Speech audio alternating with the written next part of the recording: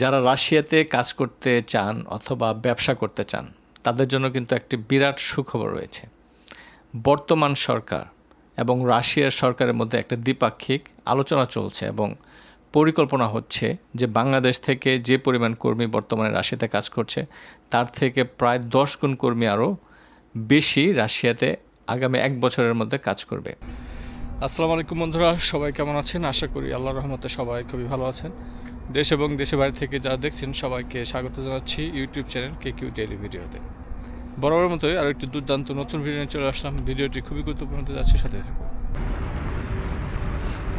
যারা রাশিয়াতে কাজের জন্য আসতে চাচ্ছেন অথবা পড়াশোনার জন্য আসতে চাচ্ছেন অথবা কেউ যদি ভ্রমণ করার জন্য রাশিয়াতে আসার প্ল্যান করেন, আপনাদের যদি কোনো প্রশ্ন থাকে তাহলে আমাদের কমেন্ট সেকশনে কমেন্ট করুন। এছাড়া আপনারা কে কোথা থেকে দেখছেন, কোন শহর থেকে, কোন দেশ থেকে জানিয়ে দেবেন। আমরা জানি বর্তমানে রাশিয়াতে প্রায় 10,000 বাংলাদেশি শ্রমিক বিভিন্ন ফ্যাক্টরিতে অথবা কৃষিক্ষেত্রে কাজ করতেছে। তো সেটা আরও 1 লাখ কর্মী যেন আগামীতে রাশিয়াতে কাজ করতে যায়, তো সেই লক্ষ্যেই দুই সরকার কাজ করছে। এই প্রস্তাবনাটা বাংলাদেশ সরকারের পক্ষ থেকে রাশিয়ান সরকারকে দেওয়া হয়েছে এবং রাশিয়ান সরকারও সেটা মোটামুটি সম্মতি প্রদান করছে। তো আমরা আশা করতে পারি আগামীতে আরও বেশি সংখ্যক বাংলাদেশি কর্মীর কাজের সুযোগ হবে রাশিয়া। বর্তমানে রাশিয়া কিন্তু একটি জনপ্রিয় গন্তব্যস্থল এই কর্মীদের জন্য, কারণ রাশিয়াতে বর্তমানে কিন্তু অনেক কর্মী সংকট চলছে, বিভিন্ন কারণে এটা হচ্ছে। তো তাদের কিন্তু বিভিন্ন কান্ট্রি থেকে শ্রমিক রাশিয়াতে প্রয়োজন। তো অধিকাংশ ক্ষেত্রেই কিন্তু সেন্ট্রাল এশিয়ান যে কান্ট্রি যেমন তাজিকিস্তান, উজবেকিস্তান, কিরগিজস্তান, তো এই সকল দেশের অনেক কর্মী কিন্তু রাশিয়াতে অনেক আগে থেকেই কাজ করে থাকে। কিন্তু ইদানিং আরও কিছু দেশ যেমন ভারত, বাংলাদেশ, পাকিস্তান এবং আরব কান্ট্রির কিছু কর্মীরাও কিন্তু রাশিয়াতে বিরাট পরিমাণে কাজ করছে। এখন কোথায় কোথায় কাজের সুযোগ পাবে? নির্মাণ শ্রমিক, যারা নির্মাণ শ্রমিক হিসেবে রাশিয়াতে কাজ করতে চান তাদের জন্য কিন্তু বিরাট সম্ভাবনা আছে, কারণ রাশিয়াতে প্রতিনিয়তই অনেক ধরনের বড় বড় ফ্যাক্টরি নির্মাণ করতেছে, তারা বড় বড় কনস্ট্রাকশন সাইট ডেভেলপ করতেছে এবং বড় বড় প্রজেক্ট আছে। তো সেখানে কিন্তু এই বাংলাদেশিদের জন্য নির্মাণ শ্রমিক হিসেবে কাজ করতে পারবে। এছাড়াও রাশিয়ার কৃষিক্ষেত্রে গিয়েও কিন্তু বাংলাদেশি শ্রমিকরা ভালো কাজ করতে পারবে। তো আমি এখন যে স্থানটাতে আসছি সেখানে কিন্তু বর্তমানে রাস্তার কনস্ট্রাকশনের কাজ হচ্ছে। এই যে দেখেন, এখানে পাথর জমা করে রাখা, পাথরগুলো ভাঙায় তারপর এখানে জমা করে রাখছে। এখানে এই রাস্তার মাটিগুলো সরায় পাইপলাইন বসানোর চেষ্টা করা হচ্ছে আর কি, হয়তো বা এটা গ্যাসের পাইপলাইন অথবা পানির পাইপলাইন। তো রাশিয়াতে যারা কনস্ট্রাকশনের কাজে আসতে চান তাদের কিন্তু এই ধরনের কনস্ট্রাকশনের কাজ করা হতে পারে। তো কনস্ট্রাকশনের কাজের সুযোগ কিন্তু রাশিয়াতে খুবই ভালো সুযোগ আছে রাশিয়াতে কনস্ট্রাকশনের কাজ করা। তবে এখন যেহেতু গরমকাল তেমন একটা সমস্যা নাই, কিন্তু যখন ঠান্ডার সময় যেরকম বাইরের কাজগুলো করা কিন্তু খুবই কঠিন হয়ে যায়, তখন কিন্তু চারিদিকে শুধু বরফ থাকে। দেখেন বড় বড় পাইপ, এই যে পাইপগুলো অ্যাসেম্বল করতে হয়, একটার সাথে আরেকটা জোড়া লাগাইতে হয়। তো রাশিয়াতে ইনস্টলার হিসেবে বা রাশিয়ান ভাষায় যেটাকে বলা হয় মন্তাজনিক, তো যারা রাশিয়াতে মন্তাজনিক হিসেবে কাজ করেন তাদের কিন্তু এই ধরনের কাজগুলো করতে হবে। বিশেষ করে বিভিন্ন তেল গ্যাস কোম্পানির যে ফ্যাক্টরিগুলো থাকে সেই ফ্যাক্টরির কার্যক্রম, পাইপলাইনের কার্যক্রম, তো এরকম কাজগুলো কিন্তু সবাইকে করতে হয়।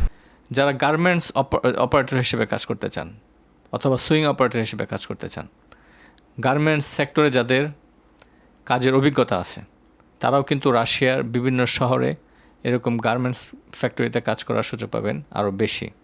যারা রাশিয়াতে পোশাক কারখানায় কাজ করতে চান, হয়তো আপনাদের দীর্ঘদিনের অভিজ্ঞতা আছে এইসব পোশাক কারখানায় কাজ করার জন্য, তারা কিন্তু রাশিয়াতে চেষ্টা করে দেখতে পারেন।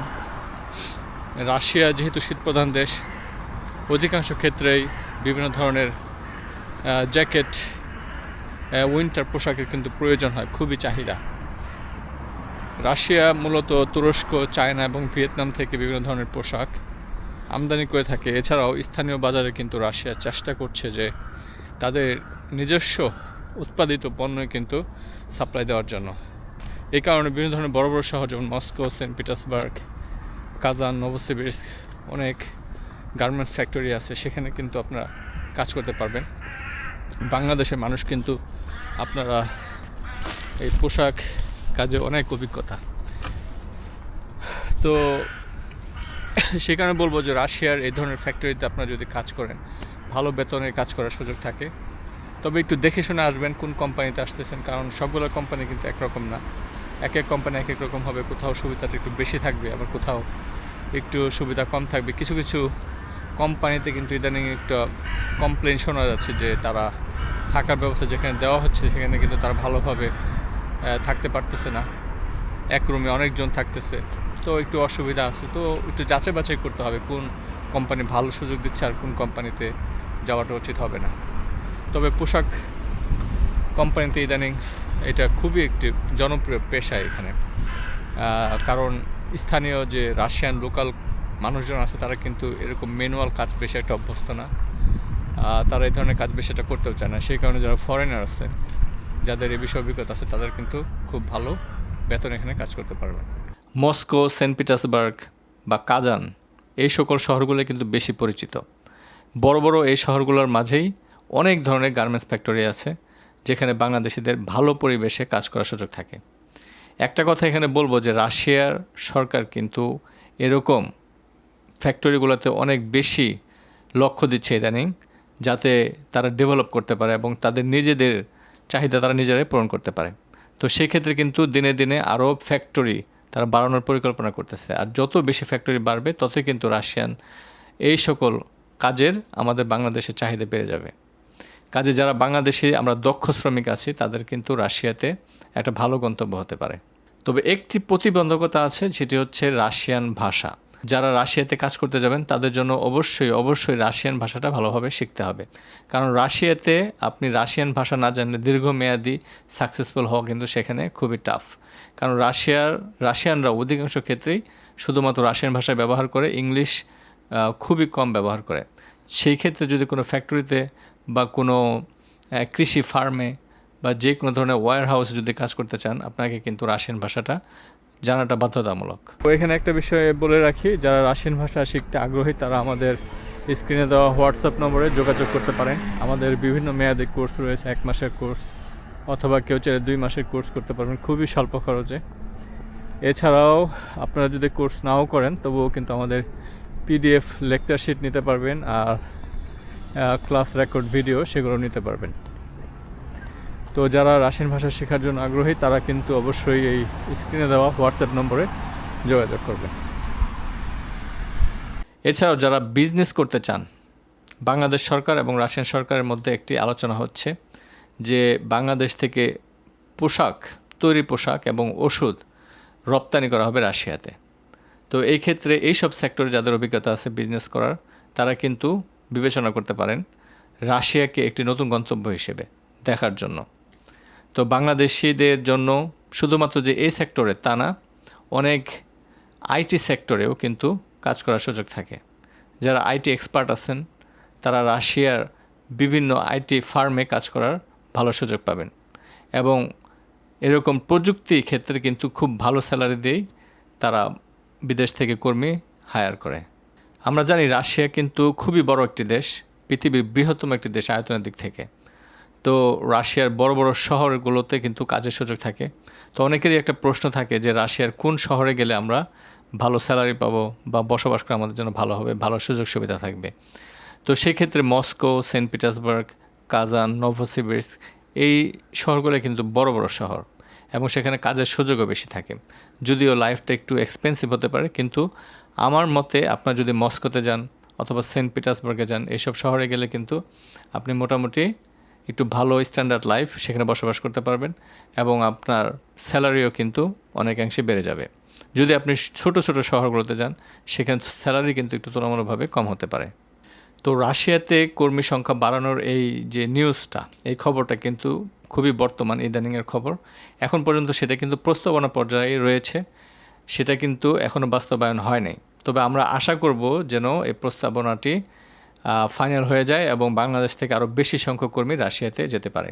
যারা রাশিয়াতে যেতে চান তাদেরই অনেকেরই একটা প্রশ্ন থাকে যে রাশিয়াতে গিয়ে সেখানে আমরা আদার্স কোনো পার্ট টাইম জব করতে পারবো কি না। তো আপনারা অবশ্যই আপনারা আদার্স পার্ট টাইম জব করতে পারবেন যদি আপনাদের ওয়ার্ক পারমিট থাকে বা ওয়ার্ক ভিসায় আপনারা যান সেখানে। তো শনি রবিবার যদি আপনার বন্ধ থাকে আপনার অবশ্যই সেখানে বিভিন্ন ধরনের পার্ট টাইম জব করতে পারবেন। তো এর মধ্যে সবচেয়ে জনপ্রিয় যেটি সেটি হচ্ছে ফুড ডেলিভারি। তো অধিকাংশ ক্ষেত্রে যাদের অন্যান্য ব্যস্ততা থাকে বা কাজ কম থাকে তারা কিন্তু এই পার্ট টাইম জব হিসেবে ফুড ডেলিভারি কাজ করতে পারবে। মোটামুটি যদি 10 থেকে 12 ঘন্টা প্রতিদিন ফুড ডেলিভারি কাজ করা যায় তাহলে কিন্তু ভালো ইনকাম করার সুযোগ থাকে। তো ফুড ডেলিভারিতে যারা কাজ করতে চান তো মূলত ওয়ার্ক পারমিটে রাশিয়ায় এসে ফুড ডেলিভারি কাজ সাধারণত করা যায় না। তবে যারা রাশিয়াতে অলরেডি চলে এসেছেন বা রাশিয়াতে অন্য কোনো কাজ করতেছেন, আপনারা পাশাপাশি একটা পার্ট টাইম জব করবেন, তাদের জন্য কিন্তু এই ফুড ডেলিভারি কাজটা পারফেক্ট।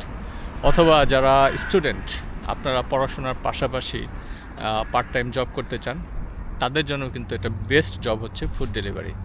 এটা কিন্তু ছোট একটা পেশা না, কারণ প্রতিদিন অনেক স্টুডেন্ট এরকম ফুড ডেলিভারির কাজ করে কিন্তু খুব ভালো ইনকাম করতে পারে।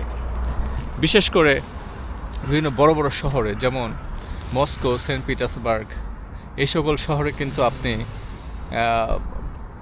যদি দৈনিক 7 থেকে 8 ঘন্টা ফুড ডেলিভারি করেন খুব ভালো টাকা ইনকাম করতে পারবেন। প্রতিদিনই মিনিমাম আপনার 4,000 থেকে 5,000 রুবল পর্যন্ত ইনকাম করা সম্ভব ম্যাক্সিমাম। এছাড়াও আপনি যদি পার্ট টাইম খুবই কম সময়ের জন্য কাজ করেন, 3-4 ঘন্টা করে কাজ করেন প্রতিদিন, তবে কিন্তু খুব ভালো টাকা ইনকাম করার একটা সুযোগ থাকে। যারা পড়াশোনা করে তারা যদি টিউশন ফি কভার করতে চায়, এরকম ফুড ডেলিভারির কাজ করে কিন্তু তারা মোটামুটি তাদের টিউশন ফি সাপোর্ট দিতে পারবে। বিভিন্ন ধরনের অনলাইন কোম্পানি যেমন ইয়ান্ডেক্স ইদা, তো এটা একটা খুবই ফেমাস একটা অনলাইন কোম্পানি এখানে। এছাড়াও রয়েছে সামাকাত। তো এই দুইটা কোম্পানি কিন্তু রাশিয়ার বিভিন্ন শহরে ফুড ডেলিভারি দিয়ে থাকে, বিভিন্ন ধরনের বাজার ডেলিভারি দিয়ে থাকে। এছাড়াও ইসবেয়ার মার্কেট, বিভিন্ন ধরনের গ্রোসারি, এগুলো কিন্তু আপনার ডেলিভারি দেয়। কাজে রাইডার হিসেবে এরকম কোম্পানিগুলোতে কাজ করার সুযোগ থাকে এবং খুব ভালো টাকা ইনকাম করা যায়।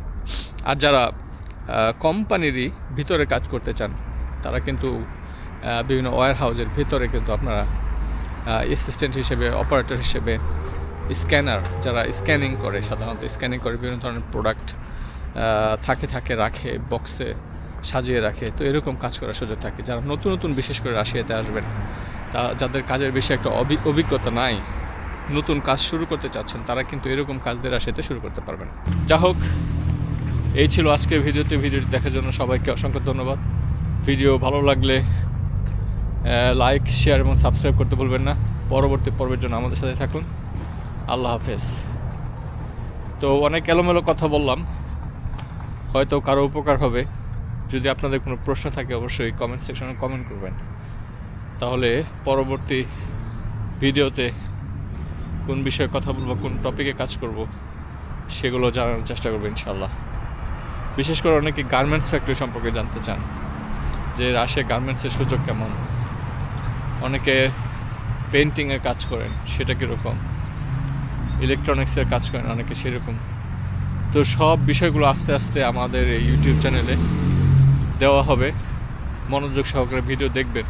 কোনো প্রশ্ন থাকলে কমেন্ট করবেন ইনশাল্লাহ। আল্লাহ হাফেজ।